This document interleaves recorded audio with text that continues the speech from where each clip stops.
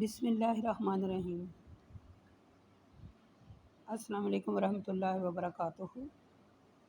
نحمدہ و نصلی علی رسولہ الکریم، اما بعد، فاعوذ باللہ السمیع العلیم من الشیطان الرجیم من ہمزہ ونفخہ ونفثہ۔ اللہم صلی علی محمد وعلی آل محمد کما صلیت علی ابراہیم وعلی آل ابراہیم انک حمید مجید۔ اللہم بارک علی محمد وعلی آل محمد کما بارکت علی ابراہیم وعلی آل ابراہیم انک حمید مجید۔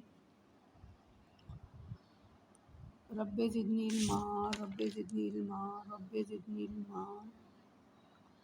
اللہم فقہنی فی الدین، اللہم فقہنی فی الدین، اللہم فقہنی فی الدین۔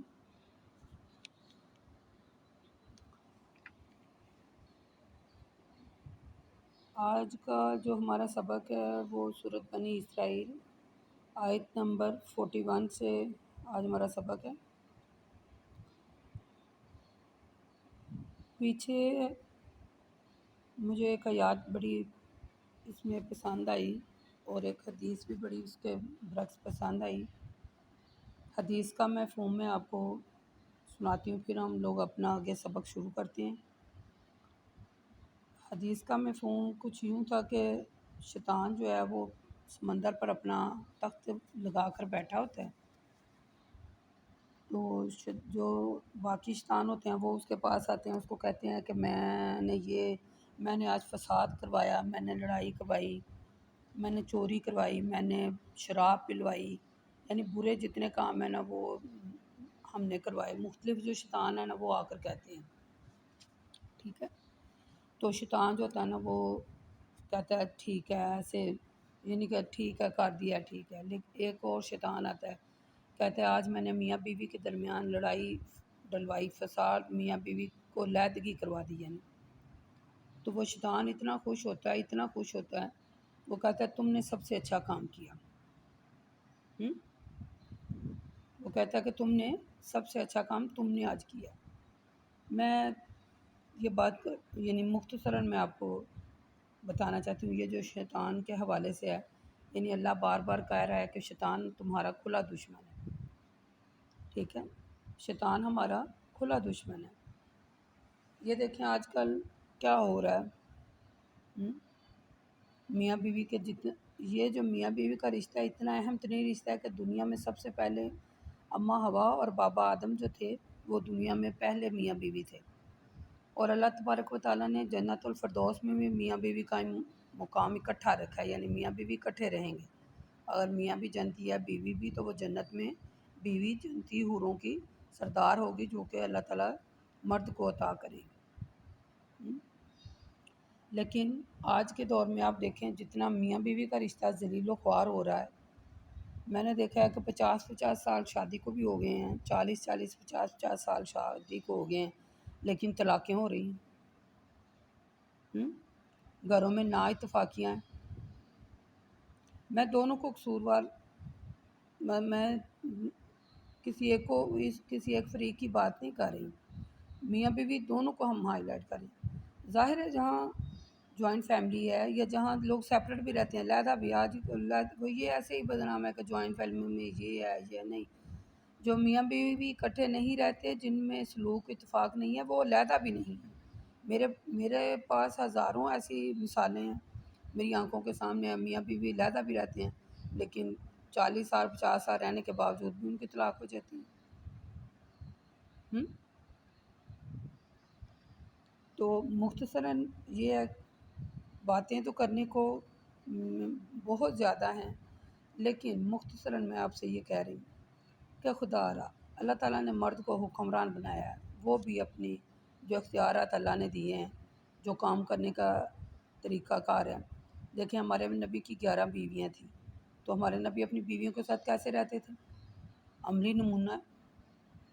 اور بیویوں سے بھی یہ کہہ رہی ہوں، عورتوں سے بھی، کہ جو ہمارے نبی کریم صلی اللہ علیہ وسلم کی بیویاں ہمارے لیے ام المومنین ہیں، جو ہماری مائیں ہیں، آپ دیکھیں کہ وہ زندگی کیسے بسر کرتی تھی، یعنی وہ آپ صلی اللہ علیہ وسلم کے ساتھ کیسے رہتی تھی۔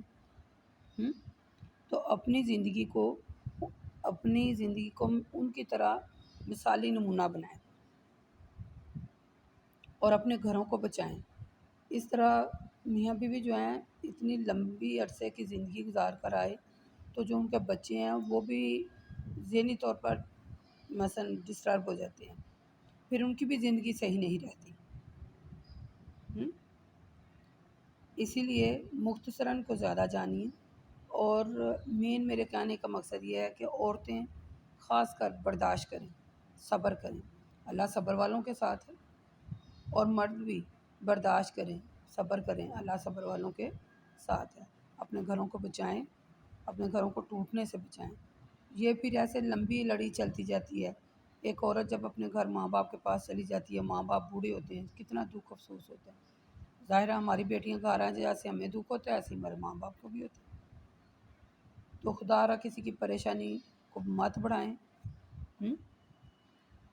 اور اپنے گھروں میں صبر اور برداشت اور تحمل کا مظاہرہ کریں۔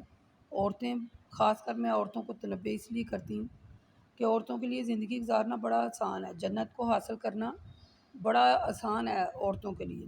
اللہ تبارک و تعالیٰ کہتے ہیں کہ عورت شوہر کی اطاعت فرمانبرداری کرے اور جس مرضی جنت کے دروازے سے جا سکتی ہے۔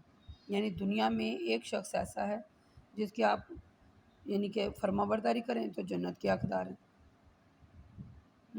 لیکن آپ صلی اللہ علیہ وسلم نے فرمایا کہ عورتوں میں نے جہنم کی تعداد زیادہ دیکھی، تو اس لیے میں عورتوں کو زیادہ ہائی لائٹ کر رہی ہوں کہ خدا را اپنی یہ جو زبان ابھی ہم نے مثلا ہمارا یہ جو اگلا لیسن ہے یہ اسی کے متعلق ہے، یعنی اللہ تبارک و تعالیٰ نے زندگی گزارنے کے جو اصول بتائے ہیں وہ ہم آگے چل کر آیات میں پڑھنے لگے ہیں، اس لیے میں نے سوچا تھوڑا سا آپ کو ہائی لائٹ کر دوں کہ عورتیں جہنم میں زیادہ آپ صلی اللہ علیہ وآلہ وسلم نے دیکھی، جبکہ عورت کے لیے جنت میں جانا بڑا آسان ہے۔ تو چلیں آئیے اپنے سبق پڑھتے ہیں۔ بسم اللہ الرحمن الرحیم۔ وَلَقَدْ صَرَفْنَا فِي هَذَا الْقُرْآنِ لِيَذْكَرُوا وَمَا يَزِيدُهُمْ إِلَّا نُفُورًا لَوْ كَانَ مَعَهُمْ آلِهَةٌ كَمَا يَقُولُونَ إِذًا لَّابْتَغُوا إِلَى ذِي الْعَرْشِ سَبِيلًا سبحانہ وتعالی عما یقولون علوا کبیرا تسبح لہ السماوات والارض ومن فیہن وان من شیء الا یسبح بحمدہ ولکن لا تفقہون تسبیحہم انہ کان علیما غفورا۔ یعنی اے رسول صلی اللہ علیہ وسلم، ہم نے اس قرآن میں توحید کے مسئلے کو طرح طرح سے سمجھایا تاکہ لوگ نصیحت حاصل کریں، مگر ان کی نفرت بڑھتی چلی گئی۔ اور آپ کہہ دیجئے کہ اگر اللہ کے ساتھ دوسرے الہ ہوتے جیسے کہ یہ لوگ کہتے ہیں تو وہ ضرور عرش والے الہ کی طرف راستہ ڈھونڈ نکالتے، اس کے تخت حکومت چھین لیتے۔ اللہ ان کے شرک سے پاک ہے، اور جو کچھ یہ کہہ رہے ہیں نا اس سے بہت بلند و بالا ہوں میں۔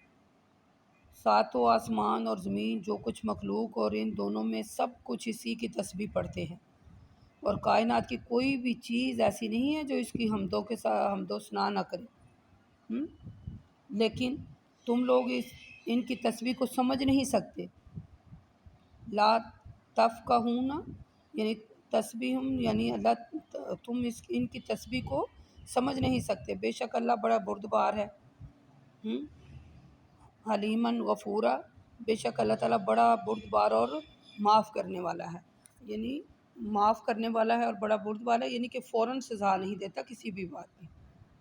گزشتہ آیات جو گزری ان میں ہم نے توحید کی پرزور طریقے سے اللہ تعالیٰ نے اس میں تلقین فرمائی، ٹھیک ہے، اور اللہ تعالیٰ توحید کو بار بار یعنی ہم نے ابھی تک میں نے سورۃ بنی اسرائیل میں کوئی بنی اسرائیل تک پیچھے جو اتنا ہم پڑھ رہے ہیں، یعنی الحمدللہ ہم نے 14 پارے مکمل کر لیے، تو میں نے ان 14 پاروں میں ہر صورت میں توحید کا لازمی ذکر پایا، ٹھیک ہے۔ تو اس آیات میں بھی جو ہم نے پیچھے پڑھی ہیں توحید کے مسئلے کو اللہ نے کھول کھول کر بیان کیا تاکہ لوگ اچھی طرح نصیحت حاصل کریں، لیکن ایسا نہیں ہے، لوگ جن باتوں پر ڈٹے ہوئے ہیں انہیں پر اڑے ہوئے ہیں۔ سورۃ انعام میں ہم نے اس کے بارے میں پڑھا، ٹھیک ہے، آیت نمبر 46 میں دیکھ لیجئے گا، ہم نے اس کے بارے میں پڑھا۔ آگے اللہ تبارک و تعالیٰ فرماتے ہیں کہ وَإِذَا قَرَأْتَ الْقُرْآنَ جَعَلْنَا بَيْنَكَ وَبَيْنَ الَّذِينَ لَا يُؤْمِنُونَ بِالْآخِرَةِ حِجَابًا مَسْتُورًا وَجَعَلْنَا عَلَىٰ قُلُوبِهِمْ، پھر اللہ تبارک و تعالیٰ آگے کہتے ہیں کہ اے رسول جب آپ قرآن پڑھتے ہیں تو ہم آپ کے اور ان لوگوں کے درمیان جو ایمان نہیں لاتے ایک پوشیدہ پردہ حائل کر دیتے ہیں، ان کے دلوں پر پردہ اور ان کے کانوں میں بوجھ ڈال دیتے ہیں۔ جب آپ قرآن میں مثلا اپنے رب کا ذکر کرتے ہیں تو وہ نفرت کے ساتھ بیٹھ کر پیٹھ پھیر کر چل دیتے ہیں، یعنی کبھی بیٹھتے ہیں اور کبھی پھر چل دیتے ہیں، سنا کر دیتے ہیں۔ اور جب یہ لوگ آپ کی طرف متوجہ ہو کر سنتے ہیں تو کچھ یہ سنتے نہیں ہیں، اس کا بخوبی علم، اور یعنی وہ سنتے سنا کچھ نہیں ہے، بس ایسے بیٹھے رہتے ہیں۔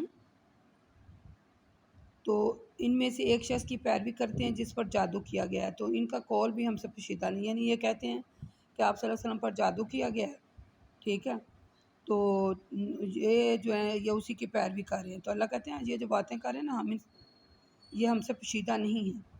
تو اے رسول دیکھیے یہ لوگ آپ کے لیے کیسی کیسی مثالیں بیان کرتے ہیں، یہ گمراہ لوگ ہیں، ٹھیک ہے، یہ گمراہ لوگ ہیں، فلا یستطیعون سبیلا، لہٰذا یہ کبھی بھی سیدھا راستہ نہیں پائیں گے۔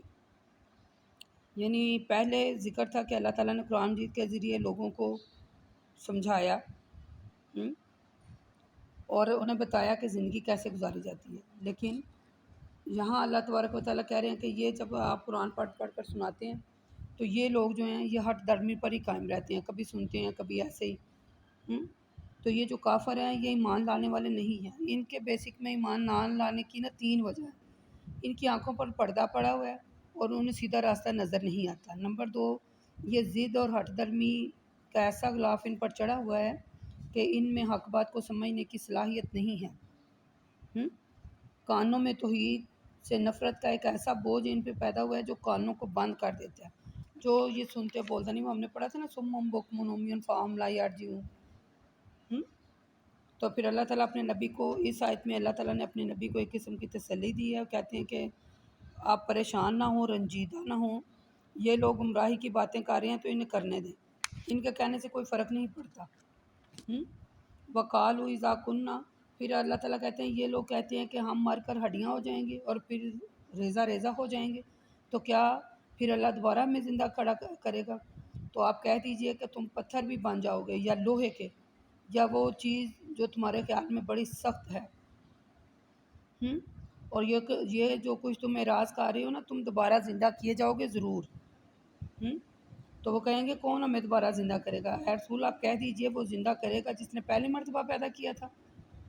تو یہ لوگ ایسے وہ جواب سن کر نا، جب اللہ تبارک و تعالیٰ نے جواب دیا کہ جو پہلے زندہ کرے گا اے رسول ان سے کہیں، تو وہ ایسے سارا لاتے جیسے مذاق نہیں کرتے، سر مٹکاتے ہیں اور کہیں گے یہ کب ہوگا؟